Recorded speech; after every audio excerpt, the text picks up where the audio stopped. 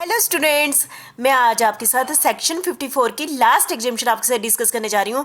पहले इसको स्टार्ट करने से पहले मैं आपको बता दूँ, जितनी भी एग्जाम्शन मैंने 7 के करीब आपके साथ डिस्कस की है ना, 7 तो मैक्सिमम आपस में मिलती थी। ठीक है, इसमें थोड़ा नहीं कुछ ज़्यादा ही डिफरेंस है बाकी 7 के कंपेयर में। इसलिए आप इस सेक्शन को, सेक्शन 54G को आपने अच्छे ढंग से सुनना है। ये थोड़ी अलग टाइप की है, मैं अलग भी इतनी भी अलग नहीं है, पर मैक्सिमम मिलती भी है, पर काफ़ी जैसे 7 के काफ़ी पॉइंट आपस में मिलते थे ना। ये आपने, मैं आपको एक बार स्टार्ट बोल दूं, जो आपने सातों पॉइंट, सातों सेक्शन पढ़ने हैं वो आपने कंपेयर करके पढ़ना, ताकि आप सभी को पता, क्योंकि मैक्सिमम सेम टू सेम ही है, आपस में उनका थोड़ा थोड़ा डिफरेंस है, वो डिफरेंस आपको पता होना चाहिए। जो ये लास्ट है, लास्ट एग्जाम्शन है अंडर सेक्शन 54, जो मैं आपके साथ डिस्कस करती हूँ, ये क्या है, इसको आपने ध्यान से सुनना, थोड़ा सा अलग है, थोड़ा एक्स्ट्रा है, ऐसा समझ लीजिए। सेक्शन 54GB, कौन से सेक्शन के अंडर मैं आपको एग्जाम्शन कराने जा रही हूँ? Section 54GB। स्टार्ट करते हैं। लास्ट हमारी है exemption of capital gain on transfer of residential house property. ये हमने पहला टॉपिक भी किया था ना, रेजिडेंशियल हाउस प्रॉपर्टी सेम ही है, लेकिन ये थोड़ा सा आपने ध्यान रखना, उसमें पहला सेक्शन 54 में मैंने ये बोला था ना, transfer of residential house property, लेकिन हम उसके बदले भी क्या खरीदते हैं? रेजिडेंशियल हाउस प्रॉपर्टी ही खरीदते हैं। यहाँ पर हम ट्रांसफर तो रेजिडेंशियल हाउस प्रॉपर्टी ही कर रहे हैं, लेकिन उसके बदले रेजिडेंशियल हाउस नहीं ले रहे हैं, प्रॉपर्टी नहीं ले रहे, कोई और चीज़ ले रहे हैं। क्या ले रहे हैं वो मैं आपके साथ डिटेल में यहाँ पर डिस्कस करूंगी। यहाँ पर कौन सा सेक्शन है कि हमें कैपिटल गेन कब हुआ है? जब मैंने अपनी रेजिडेंशियल हाउस प्रॉपर्टी क्या कर दी है? ट्रांसफर कर दी है। यहाँ पर ट्रांसफर का मतलब क्या होता है? सेल होता है ना, उससे मुझे क्या हुआ? कैपिटल गेन हुआ है। ठीक है, और उसको मैं रेजिडेंशियल हाउस प्रॉपर्टी में इन्वेस्ट नहीं करती, किसी और चीज़ में करती हूँ। वो और चीज़ भी बहुत इंपॉर्टेंट है, वो कौन सी होगी मैं अभी करती हूँ आपको। ये कौन से सेक्शन के अंदर? Section 54GB। और ये वाला सेक्शन कब अप्लाई हुआ है? असेसमेंट ईयर 2013 से 14 से अप्लाई हुआ है। ये भी इंपॉर्टेंट बात है, आपका जब ऑब्जेक्टिव क्वेश्चन आ जाए, ये वाला सेक्शन कब अप्लाई हुआ है? ये असेसमेंट ईयर 2013 से 14 से अप्लाई हुआ है। ठीक है, उससे पहले ये वाली एग्जाम्शन नहीं थी। ठीक है, तो पहला पॉइंट है, exemption is available with regard to transfer of residential house property. आपको कैपिटल गेन किससे प्राप्त हुआ है? आपको कैपिटल गेन किससे प्राप्त हुआ है? रेजिडेंशियल हाउस प्रॉपर्टी को ट्रांसफर करने से या सेल करने से जो भी आपको अमाउंट हुआ है, उससे आपको क्या हुआ है? कैपिटल गेन हुआ है। उस कैपिटल गेन को आप कहाँ पर इन्वेस्टमेंट कर रहे हैं? Sale, if the assessee reinvest the sale consideration in equity share. किसमें? मतलब कि किसी कंपनी के शेयर खरीद रहे हैं, ऐसा नहीं हर किसी कंपनी के, एलिजिबल कंपनी। आपने ये जो हाउस प्रॉपर्टी को बेचकर जो भी आपको पैसा आया है, वो पैसा आपने कहाँ पर इन्वेस्टमेंट करनी है? इक्विटी शेयर में करनी है। कौन सी कंपनी के? ऐसा नहीं कि किसी भी कंपनी के शेयर, सिर्फ एलिजिबल कंपनी के शेयर। कौन सी एलिजिबल कंपनी है वो मैं आपको यहाँ पर डिस्कस करूंगी। ठीक है, उस कंपनी के शेयर में यदि आपको हाउस प्रॉपर्टी बेचकर आपको पैसा आता है और उस कंपनी के आप शेयर खरीद लेते हैं, तब आप क्या बन जाओगे? तब आपको एक एग्जाम्पशन इस सेक्शन के अंदर मिल जाएगी। वो एलिजिबल कंपनी क्या है, ये इंपॉर्टेंट बात है। यहाँ पर मैं आपको बोला ना, ये एक्स्ट्रा है। एलिजिबल कंपनी क्या है, या ये एलिजिबल कंपनी उसी कहेंगे it is a company incorporated in India, मतलब कि कहाँ पर? इंडिया की है, वो इंडियन कंपनी है। और first day of the April of the previous year relevant to assessment year in which the capital gain arose to due date of furnishing. मतलब कि चलो ये सिंपल बात है। पहला पॉइंट आप समझिए, it is A Indian company. ठीक है, दूसरा पॉइंट है, it is engage in business of manufacturing of article. जिस कंपनी के आप शेयर खरीदने जा रहे हैं, जिस कंपनी के आप शेयर खरीदने जा रहे हैं, वो इंडिया में कौन सा बिजनेस करती हो? मैन्युफैक्चरिंग का करती हो, मैन्युफैक्चरिंग आर्टिकल और थिंग। ठीक है, जिस कंपनी के एलिजिबल कंपनी कौन सी है? जो क्या करती है? मैन्युफैक्चरिंग का काम करती है। ठीक है, और ये कौन सी कंपनी है जिसमें असेसी का, ये सबसे इम्पोर्टेंट बात है, जिसकी रेजिडेंशियल हाउस प्रॉपर्टी जो बंदा बेच रहा है, जो कैपिटल गेन की एग्जाम्पशन ले रहा है, उसका इस कंपनी में 50% से ज़्यादा पहले ही शेयर है, वोटिंग पावर है, शेयर है, वोटिंग पावर है। ठीक है, ऐसा नहीं है कि मैं किसी भी कंपनी में, मैंने बोला ना किसी भी कंपनी में नहीं है, ऐसा तो नहीं आप हर कंपनी में आपके 50% से ज़्यादा शेयर है। कि ये उस कंपनी, एलिजिबल कंपनी कौन सी कंपनी होगी इस एसएससी के लिए, जहाँ पर उसके कितने हैं? 50% से ज़्यादा क्या है? शेयर है, या फिर उसके 50% से ज़्यादा क्या है? वोटिंग पावर है इस कंपनी में। ठीक है, यदि वो इस कंपनी में पैसा इन्वेस्टमेंट करता है, तब उसको ये वाली एग्जाम्पशन मिलेगी। तो मतलब नॉर्मल बात नहीं है। ठीक है, आप समझिए ना, जैसे बाकी चीज़ें तो नॉर्मल थी ना, ये नॉर्मल बात नहीं है। ठीक है। और 50% बोला it is a company which qualified to a small and medium enterprise under the micro small and medium enterprise act 2006 के अंदर। एक्ट के अंदर ये क्या क्वालिफाई होनी चाहिए, small and medium enterprise declare होनी चाहिए। देखो जिस कंपनी के एसएससी ने शेयर लेने हैं उसमें तो उसका मिनिमम 50% तो शेयर होना ही चाहिए या वोटिंग राइट होनी चाहिए, और ऊपर से उसको small and medium enterprise act 2006 के अंदर वो क्या होनी चाहिए, क्वालिफाई होनी चाहिए। किस के लिए क्वालिफाई, कि वो स्मॉल और मीडियम एंटरप्राइज है। तो मुझे लगता है आप समझ गए होंगे, ठीक है। और ये रेजिडेंशियल हाउस प्रॉपर्टी उसने कब टेक प्लेस, कब उसने ट्रांसफर की होनी चाहिए, ये वाली एलिजिबिलिटी के लिए स्पेशली यहाँ पर मेंशन किया हुआ है। The residential house property should take place during 1 April 2013 और 31 मार्च 2018 के बीच में। जो ये वाली प्रॉपर्टी ना वो कब ट्रांसफर होनी चाहिए, इस टाइम पीरियड के बीच में। ये वाली एलिजिबल, ये वाली एग्जम्पशन तभी मिलेगी जब उसने ये ट्रांसफ़र कब की हो, 1 अप्रैल 2013 एंड 31 मार्च 2018 के बीच में ट्रांसफ़र की हो, तब ये वाली मिलेगी। तो मुझे लगता है कि आप समझ गए होंगे।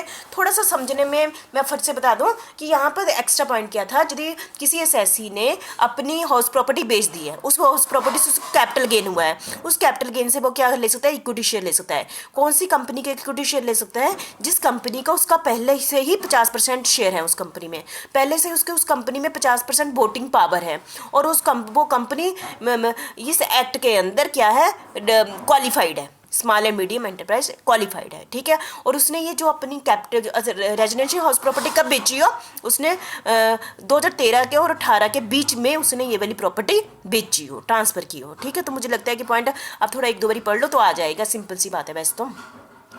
और यूटिलाइजेशन, अब ये भी थोड़ा सा एक्स्ट्रा पॉइंट है कि अब अभी कंपनी पर रिस्ट्रिक्शन है। ये देख लो, ये वाली रिस्ट्रिक्शन कभी भी नहीं लगाई हमने कि जो जिस कंपनी में ये पैसा लगाया, जिस कंपनी के हमने शेयर खरीदे हैं, क्योंकि पहले ही मेरे 50% शेयर हैं उस कंपनी में, ऊपर से मैंने वो इस प्रॉपर्टी बेच के उस कंपनी के और शेयर खरीद लिए हैं, तो उस कंपनी पर भी रिस्ट्रिक्शन है। उस कंपनी को अपना अमाउंट कहाँ पर लगाना है, उस कंपनी ने, क्योंकि उस कंपनी के मैंने क्या ले लिए हैं, शेयर ले लिए हैं, उस कंपनी के पास क्या आ गया, पैसा आ गया। मैं किस एलिजिबल कंपनी की बात कर रही हूँ, मैं एसएससी की बात नहीं कर रही हूँ। जिस कंपनी के उसने शेयर लिए हैं उस कंपनी के पास पैसा आ गया है, अब उस पैसे को भी वो कहाँ यूटिलाइज करे तभी एग्जामिशन मिलेगी। ऐसा नहीं है, उसमें भी उस रिस्ट्रिक्शन है, कंपनी पर भी रिस्ट्रिक्शन लग जाएगी। ये बड़ी बात नहीं है, जिस कंपनी के एसएससी ने शेयर लिए हैं उस कंपनी पर भी रिस्ट्रिक्शन है कि वो पैसा इन्वेस्ट करे तभी उसको ये एलिजिबिलिटी मिलेगी। Eligible company should utilise the amount of subscription of purchase a new assets with in 1 year from the date of subscription in. जब एसएससी ने जिस कंपनी के क्या लिए हैं, शेयर लिए हैं, उसको शेयर ले लिए ना, उसके एक साल के अंदर उसको क्या लेनी पड़ेगी, नई असेट्स लेनी पड़ेगी उस कंपनी को, तभी मुझे क्या, मैं एसएससी को ये वाली रिबेट मिलेगी।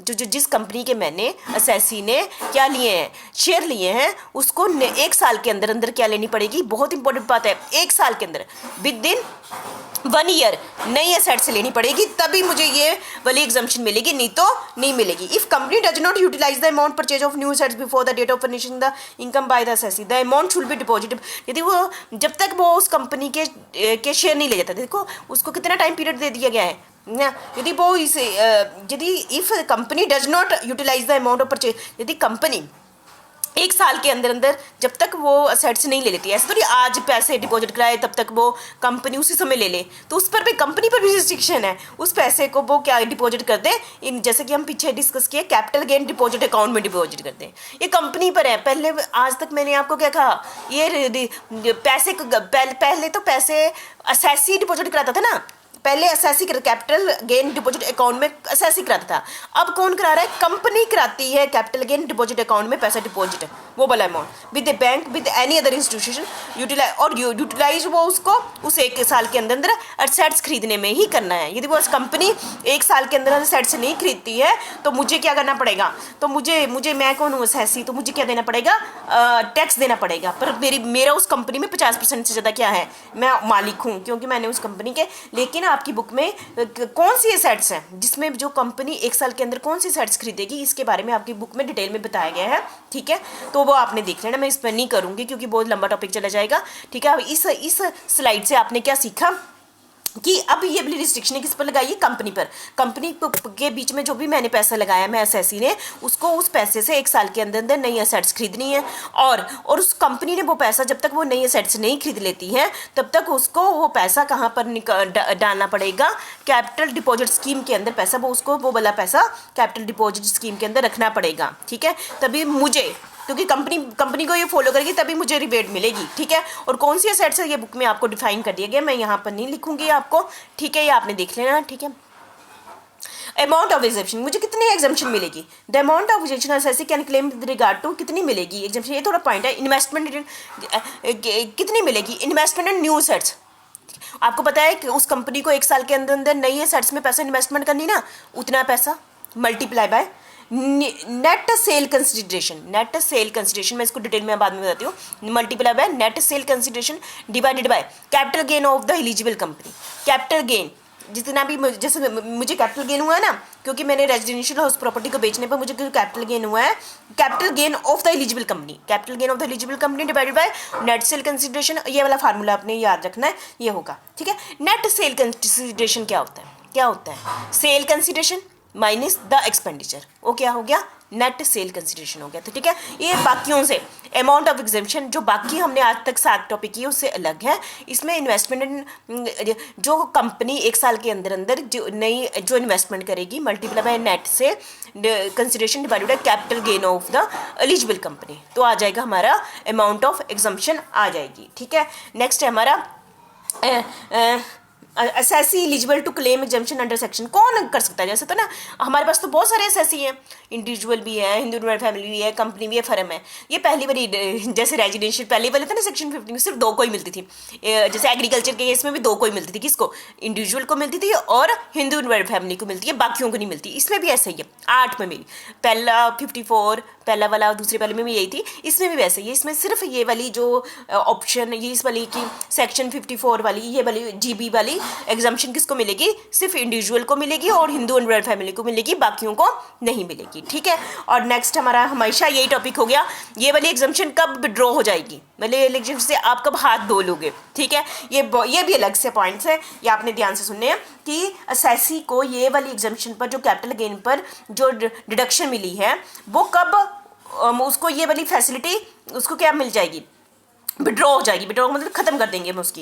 इफ द कंपनी जो equity share subscribe the assessee in the eligible are sold और ट्रांसफर, यदि उसने उस कंपनी के पर उस पर रिस्ट्रिक्शन लग गई, किस पर, एसएससी पर, उसने एलिजिबल कंपनी के शेयर खरीद लिए, है ना, यही ना, जो उसने रेजिडेंशियल हाउस प्रॉपर्टी बेची उसके पैसों से क्या किया, उसने उसने एलिजिबल कंपनी के शेयर खरीद लिए। उस शेयर को वो 5 सालों तक अपने पास रखेगा। लॉक इन पीरियड कितना हो गया, 5 साल।